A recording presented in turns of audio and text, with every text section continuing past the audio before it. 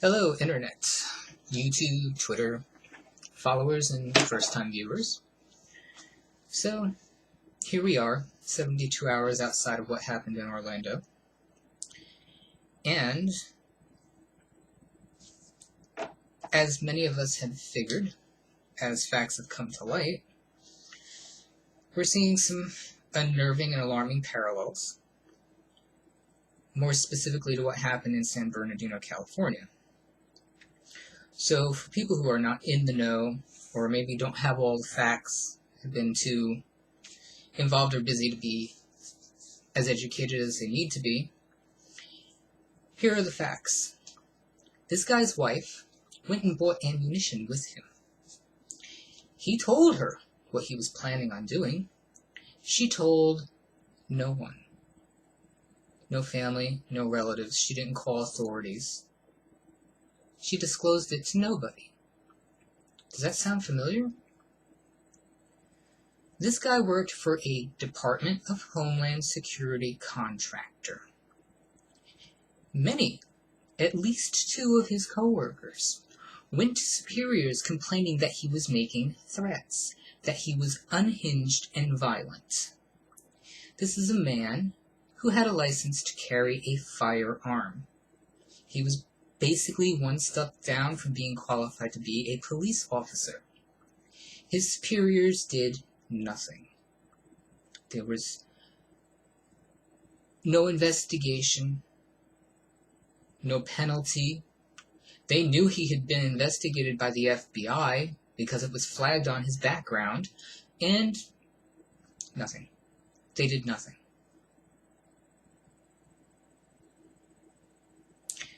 He legally bought the weapons that he had. Does that ring a bell too? Because in the San Bernardino case with the Muslim couple, his relatives were aware that he had extremist leanings. His neighbors were aware that he had extremist leanings, and they reported nothing because they were worried about being labeled as racist. They were worried about profiling a minority. And then we kind of segue into the FBI itself. The FBI had this guy on a watch list for upwards of almost 2 years. Twice he was brought in and interviewed by the FBI. You want to know why?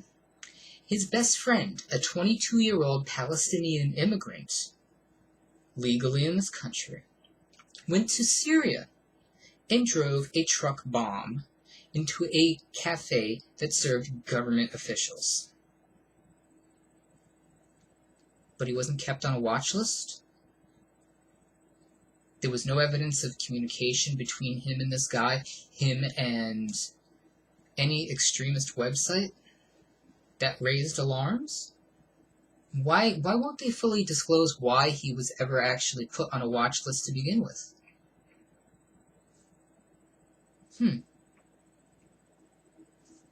I don't know, maybe it's just me. Maybe our government is really starting to glaringly show its ineptitude to protect the American people. Now, let's not be fooled.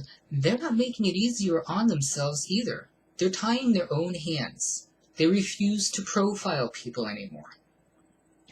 They've neutered the ability of the NSA to monitor. Now, let's be honest.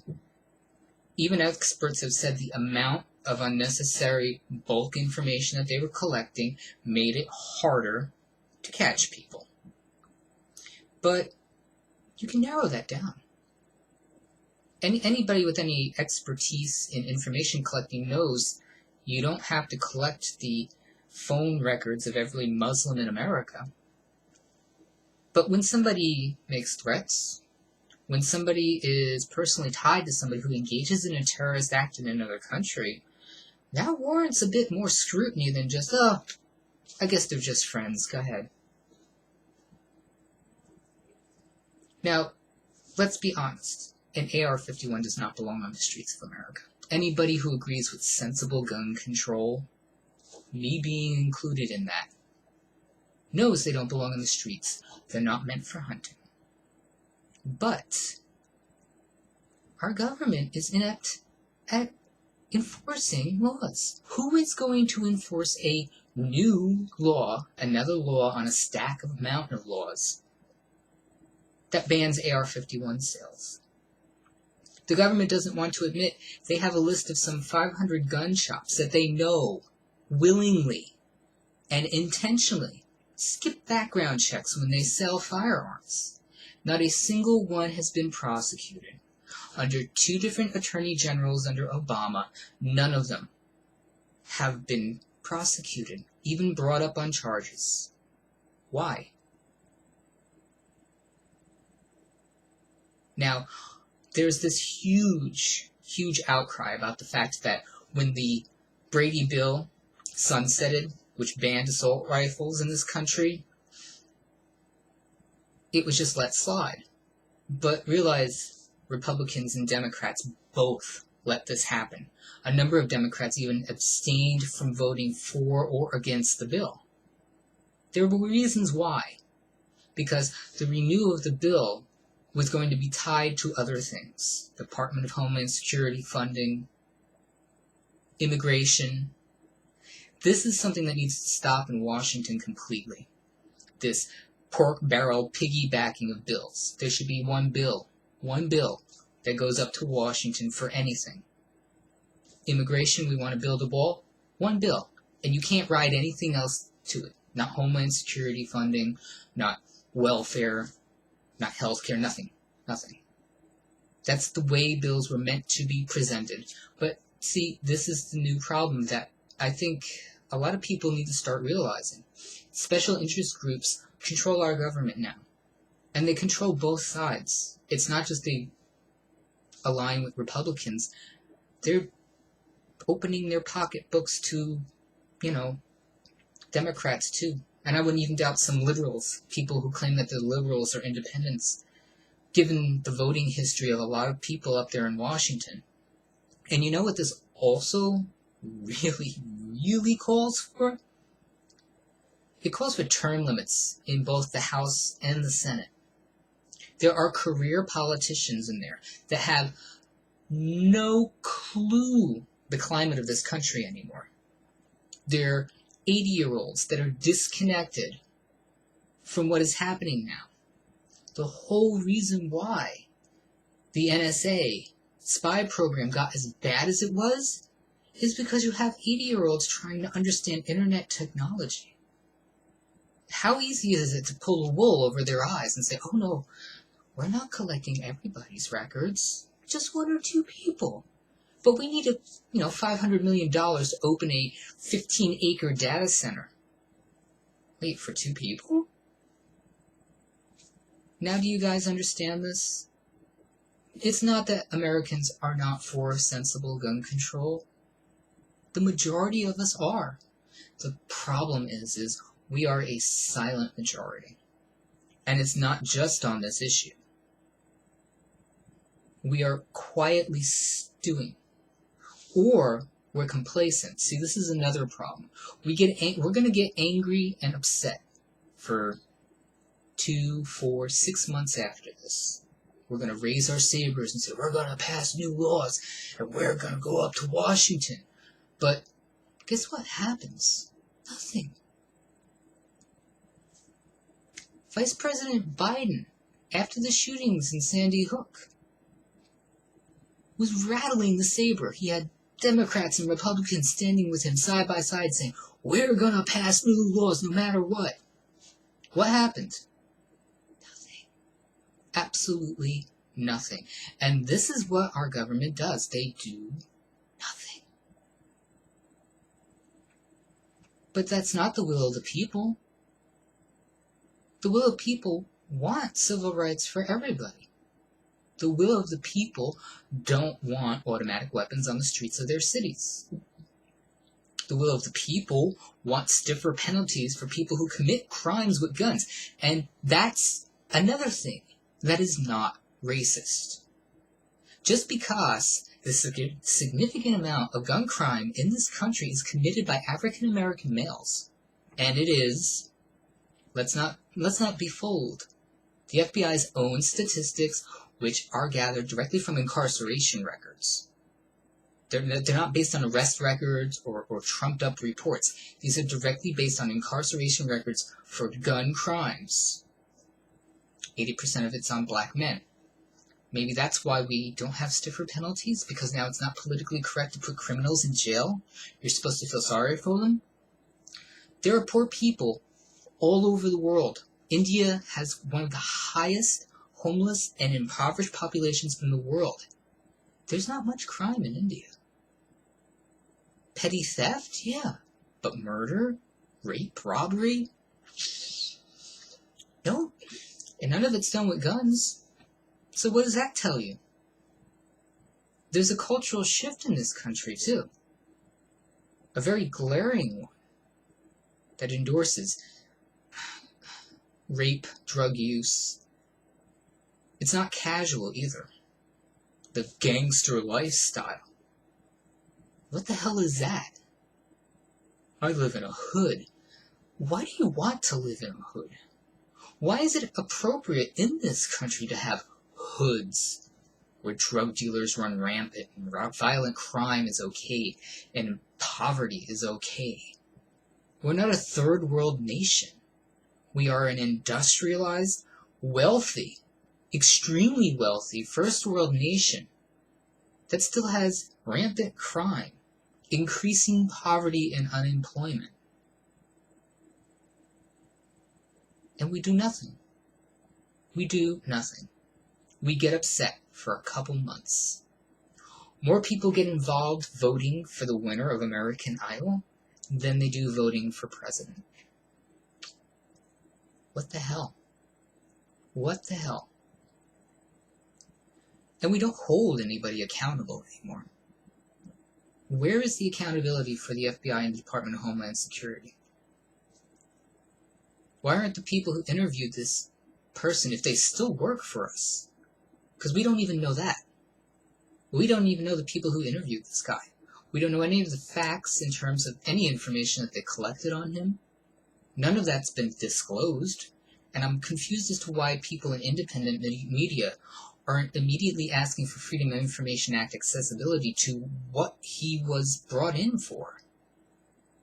So where's the accountability? Where's the accountability for the FBI, the Department of Homeland Security? Where is it? Because they were the defense mechanism in this case. Because this guy bought his guns legally. Legally. In San Bernardino, the guy's best friend bought guns legally and then gave them to him. So that right there proves to you that, unfortunately, sensible gun laws probably are not going to solve this. Yes, they should be in place, but be prepared. They're not a solve, end-all for everything. They're not. There has to be a fundamental shift in the climate of this country, of the people. And it starts by admitting that there are problems. There are fundamental problems in our inner cities, in the country at large, that need to be addressed. And again, I've said it once and I will say it 100 times over. It's not going to be done by politicians. It's going to be done by the people. Everybody in this country should be marching on Washington. Everybody, not just one group. Gay people shouldn't be upset and be the only group marching up to Washington in a month, 2 months, and saying, we want gun control. It should be every African American that's lost a child to gun violence should be there. It should be every woman that's been a victim of domestic violence by a husband or former boyfriend that threatened them with a handgun. Or a parent that lost a child to somebody who was killed by a spouse with a handgun. But it's not happening. It's not happening large enough. When a transit union or a nursing union in England can march en masse to the Parliament building in England demanding reform, it happens. But here, we do nothing. Why are we so complacent? Are we this attention hyper-distracted by media and the internet and our cell phones that for 5 minutes we pay attention to something, and then when we go back to posting selfies on Twitter? What is wrong with you people? I'd really like an answer to this. Now, I'm not going to deny. I've never protested, I've never marched, because I see a fundamental problem that's not going to get fixed very easily. The system that we have in place doesn't work. It doesn't. And unfortunately, the balls that it's going to take to rewrite some of the things that we have right now, be it constitutionally, be it legally, be it socially, are going to be really hard to do. Very hard to do. It's not going to be done by one person. It needs to be done en masse. Maybe by force. And no, because I know the type of people that are watching. Nobody's calling for anarchy. Nobody's calling for a violent overthrow of the government. No, look at me. Look at me. No. But enough people need to start getting angry and directed. Because it can't just be anger all the time, or sadness, or fear. It can't be anymore. We cannot afford to do this anymore. And maybe, just maybe, we need to start looking outside the country for help. Our neighbors to the north have very, very well done gun control. They have less gun crime than we do.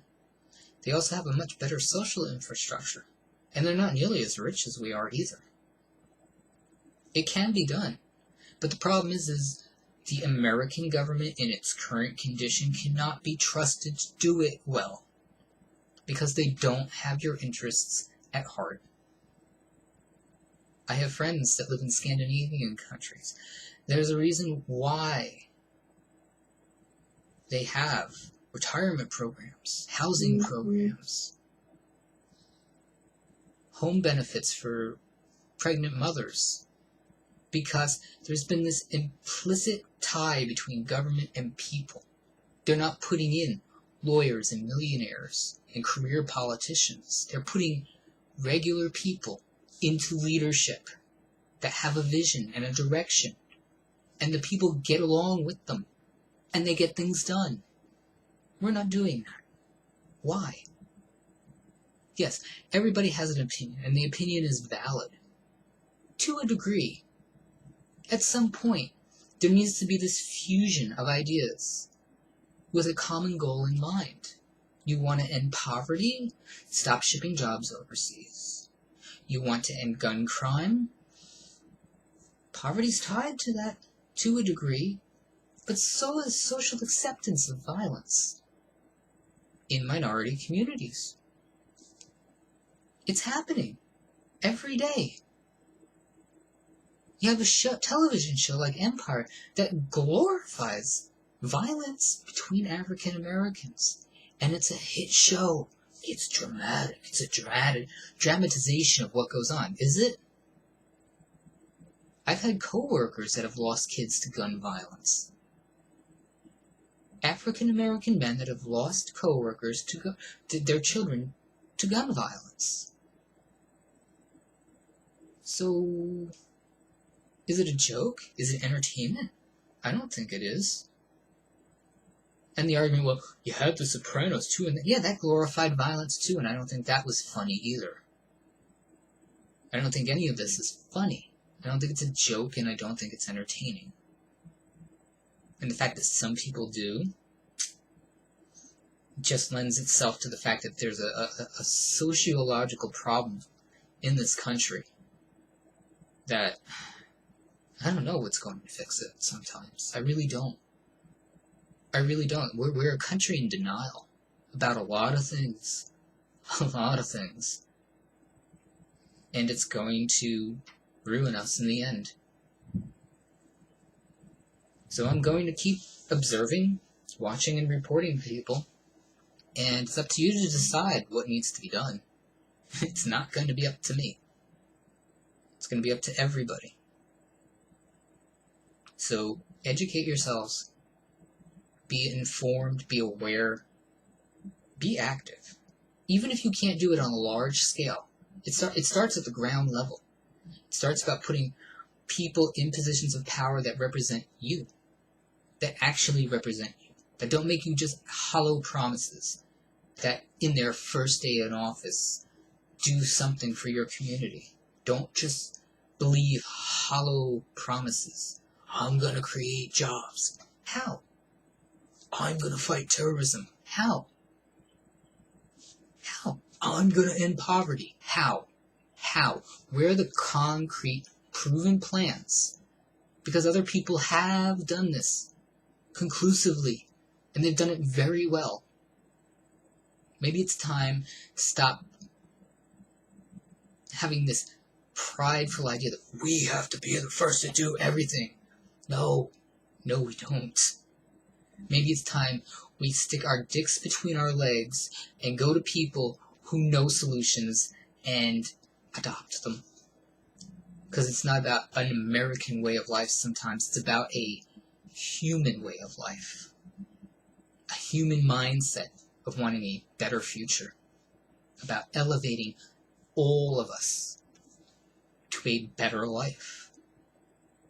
Because here we are, thousands of years into human civilization, and we still have world poverty. We have people dying of common diseases. We have people dying to terrorism. I don't know. Maybe this is our condition. Maybe this is why we're here. Maybe we're supposed to be a destructive, immoral species of creature. I kinda hope not. I'd like to believe not. But we're proving otherwise. We prove it every day. Every day that something like this continues to go on, we prove it. You prove it. I have a huge disdain for everybody watching this right now who does nothing, who thinks it's okay. I have a disdain for myself, because sometimes I don't give a shit. Because sometimes I think it's so futile. I don't vote. I don't. And people argue, well, then you don't have a say. But maybe I don't vote because I don't want to contribute to a process that does nothing. I don't want a finger pointed at me. Well, you elected Bush. You elected Obama. The American people put Bush in office at least once. The American people endorsed us going to war twice. Blood is on our hands. Part of what's happening now could have been stopped right then and there. But no. It was unpatriotic. You don't question your government. You don't question why we're doing what we do. And look what we got. A radicalized population of people. Radicalized. Many people who honestly didn't give a shit about us until we bombed their children and dismantled their government and left a power vacuum in their country. Our forefathers never, ever wanted us to do that, but here we are. In many countries, we're viewed as an evil empire. The land of the free is viewed as an evil empire. It's food for thought, people. It's the same way when we fled Europe to come to America. It's the same way we felt about our rulers, about the British and Spanish empires. They did the same thing. They engaged in illegal wars. They disarmed populaces. They took rights away from people, left and right. We ran. We supposedly founded a better country, but now, what were we doing? And we put people in power every 4 years that promise the same crap. So, it's up to you people. What's it going to be? What do you want? Do we want status quo? Are we just going to keep doing the same thing over and over? I hope not. It's up to you.